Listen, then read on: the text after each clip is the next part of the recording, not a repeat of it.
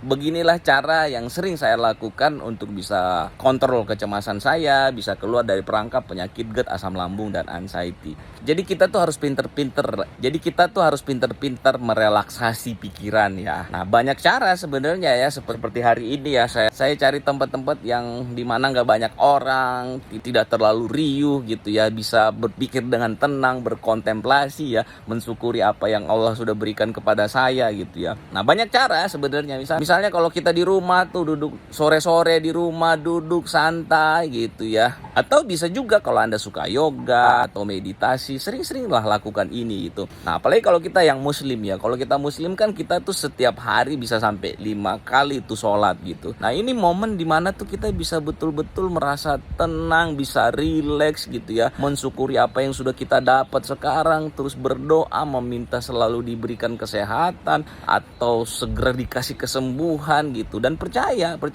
momen-momen seperti ini itu akan sangat bantu kita bisa kontrol semua kecemasan-kecemasan yang kita alamin gitu. Tapi Pak, kan saya punya keluhan-keluhan dan sensasi-sensasi nih yang bikin pusing, bikin stres, bikin cemas gitu ya. Saya tahu itu memang tidak enak, itu memang tidak nyaman gitu ya. Tapi jangan fokus ke situ saja. Justru kalau kita cuman fokus ke penyakit ini saja, yang kita pikirin setiap hari adalah penyakit ini gitu ya, justru itu yang makin buat kita parah gitu. Nah, makanya momen-momen relaksasi seperti yang saya sampaikan sebelumnya, ini bisa bantu kita sehingga kita tidak fokus dengan semua keluhan-keluhan dan sensasi-sensasi yang kita alami dari penyakit ini gitu. Nah, sambil jalan nih kita proses penyembuhan masalah-masalah lambung yang kita alamin.